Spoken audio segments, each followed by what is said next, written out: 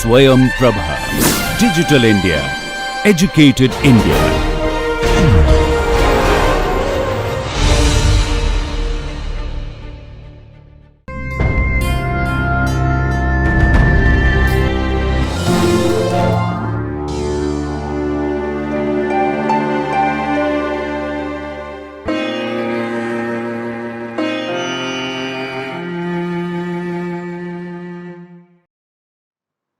Welcome dear learners. This is a video for the subject of education, for the course of Bachelor's in Education and for the paper of Educational Technology. We are going to have a lecture on science of teaching learning, and here the topic is going to be the learning styles, which are visual, auditory, reading or writing and kinesthetic. This video lecture is recorded by Dr. Iram Khan. The course coordinator or the presenter of this video is Dr. Iram Khan from Jamia Millia Islamia, New Delhi. The academic expert or the reviewer of this video is Professor Jasim Ahmed from Jamia Millia Islamia, New Delhi. This video is produced under the project DTH Swayam Prabha Channels of Ministry of Education, Government of India. Hello dear students. I am Dr. Iram Khan, Assistant Professor at Institute of Advanced Studies in Education, Faculty of Education, Jamia Millia Islamia, New Delhi. Today we are going to have a discussion on the science of teaching learning, and this lecture is going to base on learning styles, which comprise of visual, auditory, reading or writing, and kinesthetic type of learning styles. The objectives of this session are going to be to define the learning styles, to discuss the various types of learning styles, to describe the VARK model of learning styles. First of all, let us try to understand that what exactly the learning styles are. Learning styles refer to a range of competing and contested theories that aim to account for differences in individuals' learning styles or the different ways in which the individuals learn. Many theories share the proposition that human beings can be classified according to their style of learning, but differ in how the proposed styles should be defined or explained or categorized and assessed. A common concept is that individuals differ in how they learn. And this is something which we are going to extend here, that how individuals are different according to the ways in which they learn and they comprehend. If you have spent any time at all in an educational role, maybe the role of a teacher or an administrator or any type of educational role, you almost certainly have first-hand experience with a fundamental truth about teaching. What is that truth? That every student is different. It is kind of phenomenon which is readily observable that different students have different learning styles. Some students retain information easily when it is presented to them through a format or method, but the same type of information, if it is transacted to another set of students, they may be finding it difficult to understand. So the same situation may confound to some or of the classmates of the students who were very much comfortable with that particular information or the transaction of the information. The method of transaction was very easy for one set of students, but the same method is not easy for another set of students. To help the educators to develop different strategies for reaching every student in their classroom effectively, educational scholars have devised various typologies of different styles of learning. Here in this lecture, we are going to take up the style of learning or the model which talks about the learning styles, which is very commonly taken up that is VARK model or work model. Commonly we call it work model, but it is VARK model. It's commonly cited schema for assessing students' learning preferences.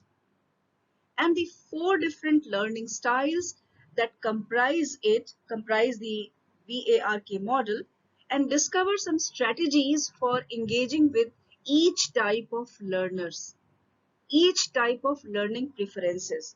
So let us try to understand this VARK model, and it is going to demystify a lot of things related to the learning styles of different type of learners. So what is the VARK model of learning styles? This VARK is an acronym, and it is used to describe four modalities of student learning that were described in a 1992 study by Neil D. Fleming and Colleen E. Mills. These different learning styles, which this VARK model actually informs, are visual, auditory, reading or writing, and kinesthetic. And these were identified after thousands of hours of classroom observation. So it has got a lot of research base, and we can rely on that particular information which is given to us by this particular VARK model. Fleming and Mills also created an accompanying questionnaire for educators to give to students to help them identify and understand their own learning preferences. Let us try to discuss the four learning styles which are mentioned in the VARK model of learning styles here in this lecture, so that everything becomes very much clear to us. So the V of VARK model stands for the visual learning style, or those students who are visual learners. Who are these students? So the students who best internalize and synthesize information when the information is presented to them in a graphic depiction of meaningful symbols. These students or these learners are described as visual learners. They may respond to arrows, charts, diagrams, and other visualizations of information hierarchy, but not necessarily to photographs or videos. This is also a fact, because visual learners tend to be holistic learners who process information best when it is presented to them as a robust whole rather than a piecemeal effect. They tend to see positive educational outcomes when they are presented with summarizing charts and diagrams rather than sequential slides of information.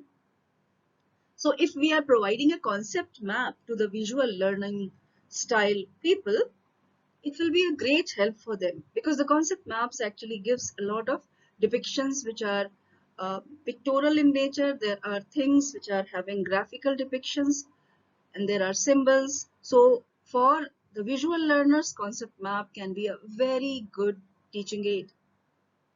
Fleming claimed that visual learners have a preference of seeing. What exactly it means? That visual aids that represent ideas using methods other than words, such as the graphs, charts, diagrams, symbols, etc. These are the preferences of the visual learners. And if we go ahead and see few of the neuroimaging researchers, they have suggested that visual learners convert words into images. And in the brain, these images are again converted into words. So what happens? They convert words into images, and in the brain, the images are converted into the words. So in this way, most of the knowledge they retain, and a good kind of understanding is developed once the images are shown to them or images are given to them for learning as an aid. But some psychologists have argued that this is not an instance of learning styles. Rather, it is an instance of ability appearing as a style. So there are a lot of researches, counter researches which happen, but we understand the visual learning style as the learning style which prefers a lot of graphic depictions, a lot of symbols, charts, models, diagrams, and graphs, concept maps. So all these things which have got visual appeal, all these things are very much helpful for this category of people who have got the visual learning style. The A of VARK model stands for the auditory learning style. Auditory, or we can call it oral. These learners are most successful when they are provided with the opportunity to hear information which is presented to them in vocal form, in oral form. Because students with this learning style may sometimes opt not to take notes during the class in order to maintain their unbroken auditory attention. And most of the times what happens if we see a student not taking notes and only listening to the teacher, most of the times the educators can mistakenly conclude that they are less engaged than their classmates who are taking notes.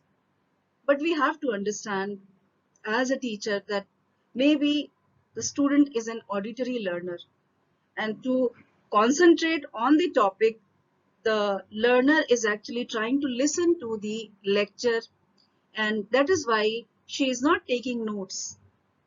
But what happens in the classroom in this situation, normally we try to we as a teacher scold the student for not taking the notes. So we have to understand this. So these students may simply have decided that note taking is a distraction and that their unbroken attention is a more valuable way for them to learn. And that is why they have opted not for taking the notes. And they are just listening and concentrating on the words of the teacher. So auditory learning is a two-way street. Basically, students who fall into this modality often find success in group activities where they are asked to discuss course materials vocally with their classmates, and they may benefit from reading their written work aloud to themselves to help them think it through, because they can listen and understand. So that is why if they are reading aloud some of the content, then it is better for them to understand. So that is why if a group is formulated and some sort of activity is given to these students where they have to speak up and explain things to other students, it becomes very much beneficial even for them to comprehend the topic. And Fleming claimed that auditory learners best learn through listening. And what they can listen? The lectures, the discussions, and even the recorded tapes. So it becomes a very great aid for them if we provide them recorded tapes, we provide them a lot of discussions, we make them part of the discussions, or we provide them opportunity to listen to the lectures, because in that particular case they will be learning a lot by listening to those particular things. So this was the auditory learning style. The next is the reading or writing learning style. VARK, and that R stands for reading or writing learning styles. Who are these learners or the students? Those students who work best in the reading writing modality demonstrate a strong learning preference for the written words. This includes both written information presented in a class in the form of anything. It can be an handout, it can be a PowerPoint presentation, or the PDF which the teacher has provided to the students. Most of the times it happens in the class that we provide our students some written text, some books, or anything which is somehow important for the class, and it is provided in written form. So what happens? These learners, because they have got the reading and writing learning style, they find it as an opportunity to synthesize the course content in the completion of written assignments. For them, it becomes a very great kind of aid because the content is provided to them in written text form. This modality also lends itself to conducting research online, as many information rich sources on the internet or on the places are relatively, you can find them very text heavy. A lot of text is there if you go ahead and search for any information over the web. So for these learners, because they don't have any kind of problem in dealing with the text material or the text portions, heavy text materials are also easy for them to comprehend. So they are very good in online research, online content mapping, or the content generation. So reading writing oriented students should be encouraged to take rigorous notes during the classroom lectures to help them both process the information and have an easier time recalling it later. So easier time they will have if they will be taking notes, because these learners are reading or writing style learners. So if they are taking notes, then it becomes an easier way of taking up the class, because they can recall or they can comprehend by this note taking. Whatever they note, they will remember, they will comprehend. So for them, reading and writing is essential. And you can find examples in the classroom. When you are taking a class as a teacher, you can find these analogies in the classroom where a student who is taking a lot of notes, and we should never ever ask them not to take notes. It's okay if the child is comfortable in taking notes and writing each and every point which the teacher is uttering. It's good, because this child is a reading or writing learning style person. So this is the R of VARK model. The next is, or the last is, kinesthetic learning style, which stands from the VARK's K, which comes from that K. So kinesthetic learners are hands-on, participatory learners who need to take a physically active role in the learning process in order to achieve their best educational outcomes. These learners are sometimes referred to as tactile learners, but this cannot be the completely correct way of taking them or understanding these learners. They are not only tactile learners. Rather, they can simply utilize the touch or this feeling things. This particular ability is better in them. Kinesthetic learners tend to engage all of their senses equally in the process of learning.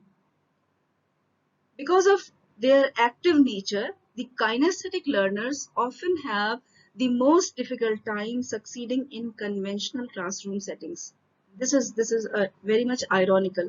So what we have to do, if we have got a very active student who is very much keen to come forward and take part in the activities, it means that this learner is having some sort of kinesthetic abilities. So we can encourage, as a teacher, we can encourage.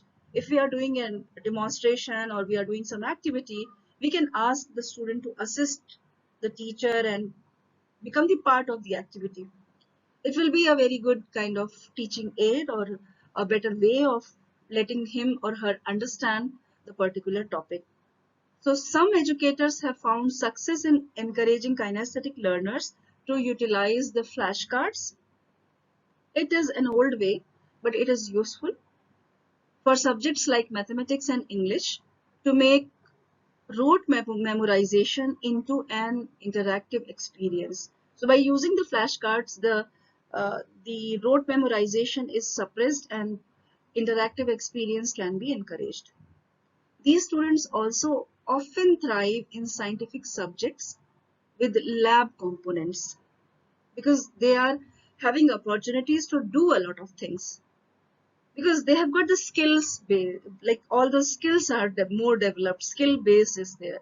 Instructional training that occur in these settings, in the laboratory setting or in a science class, because they are engaged in all those activities in a very productive way, so they become very much successful in these particular subjects where these activities are often done, and a lot of skill based learning is actually possible. So they become very much productive, they become very successful in these areas. And according to Fleming, tactile or the kinesthetic learners prefer to learn through experience by moving, by touching, and by doing different type of active explorations of the world. They are very good in doing science projects, in experiments, and other such type of stuff, even in the activities which are being demonstrated in the classroom. So students can use the model and inventory to identify their preferred learning style, and this is somehow they can also identify, we as a teacher can help them to identify that particular learning style which they are belonging to. This will help them to become a good learner, and even the teacher will get an idea that what type of learner is there, what type of diversity I'm having in my classroom. And according to the preferences of the learning styles, the teacher can modify his or her teaching skills and teaching methods. And it will be beneficial for both of them, for the teacher as well the student. So this was the kinesthetic learning style. Now there is a question that is it possible to have several learning styles by one individual or by one person? Can one student have several learning styles? Is it possible? So if we try to answer this question, few things in life fall into easily delineated schema, and learning preferences are no any exception. So basically we can find, even in case of learning preferences, that there are a lot of things which can be the part of the learning preferences. The studies which estimate that somewhere between 50 to 70 percent of the population have affinities to several different styles of learning. These people, or this part of the population, are called the multimodal learners, and they tend to succeed in classroom settings that engage them with multiple learning styles, and these learning style can be alternated in the classroom. So because they have got this multimodal type of learning styles, so if variation is provided to them in the classroom, they will be benefited a lot. And just because the students can succeed with different learning styles, it does not necessarily mean that they should be engaged with more than one learning style on most occasions. This is also something which we have to take care of. Just because of the sake of changing the learning style, we should not do that. We have to see that what will be the best way or which is going to suit them, and then only we can change the style. So while we have got a very media rich environment nowadays, which has made this multimodal learning very much easy than ever before. And the recent studies recommend some cautions and care when introducing the multimedia instructional design into the classroom. So because we have got a good video and we have got a very nice documentary with us, just because we have got this particular documentary, we should not show it. If we find it suitable for the classroom situation, if we find the students interested and in a position to comprehend that particular documentary or anything, then only we should introduce it in the class. So multimedia should be used very carefully. And generally speaking, multimedia should be treated thoughtfully as a means to a specific educational goal rather than an end itself. And multimodal interactive instruction should be reserved for more complex topics than for basic memorization and skill building. So when we go to certain surveys and we try to observe a few classes, sometimes we find that the ICT aids or those smart boards and the provisions where the students can be shown a movie or a clip is actually used in a very random way, which is not right. So if we have got a clip or we want to show something, there should be a cause, and then only the multimedia should be used in the classroom. Then we can find the better results in the classroom. So yes, it is possible that one learner or one individual may be having different type of learning styles, but we have to see that which learning style or which type of aid which is governing to one learning style can be used, and this depends on the scenario, and this is somehow the area of a teacher, that the teacher has to identify that what will be the better aid or better methodology which she should adopt for the classroom and for multiple topics. Even it can differ with topics. If we are teaching a topic where a lot of kinesthetic methodologies are involved, then we have to prefer that particular learning style. If we have got a topic which is not requiring a lot of activity and only auditory method or lecturing where the students have to listen to us is involved, then we have to go for the auditory style. So we have to analyze and we have to assess it on our own, that what will be the preferred learning style for a particular topic, and then we have to implement it in our class. Then only this knowledge of learning styles will be very much useful for us as a teacher. So we have now reached to the end of this lecture. Let us try to summarize what we have studied today.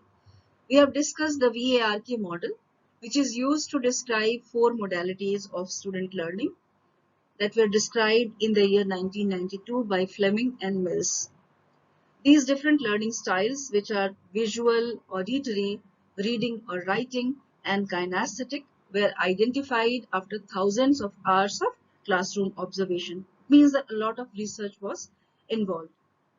Fleming and Mills also created an accompanying questionnaire for educators to give to students to help them identify and understand their own learning preferences, which is somehow a very good kind of aid or tool even for students and also for the teachers. If they understand, if they make out that which is the preferred learning style for a particular student, the teacher will be in a position to treat the student in a better way, and vice versa. The student is also, if she is aware of that what is her preferred learning style, then she can go for that type of help from the teacher. She can ask for that particular type of help from the teacher. So it will become very much useful for both. Fleming's model also uh, provides us two types of multimodality. This means that not everyone has one defined preferred modality of learning, uh, but some people may have a mixture that makes up their preferred learning style. So what they say, what basically they say, that one individual can be having mixed learning styles. It is possible that there is a dominating learning style, but there can be few other learning styles which are in combination in one individual. And according to the circumstances, according to the topic and the type of the content, the learning style is going to be preferred by one individual.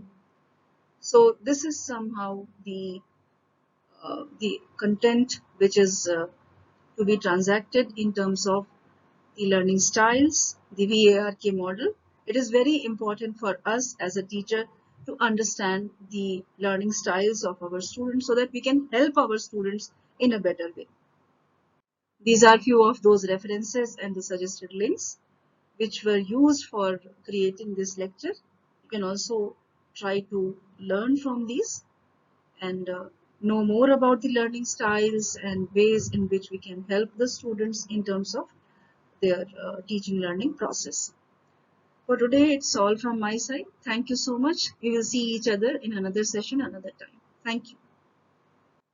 Dear learners, you are part of the lecture which is based on the science of teaching learning, and here we discussed about the various learning styles which are visual, auditory, reading or writing, and kinesthetic.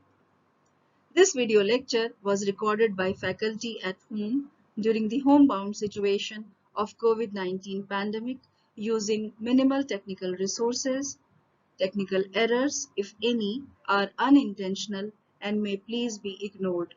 For any queries with regard to this lecture or broadcast, kindly send your email to techsupport@dth.ac.in.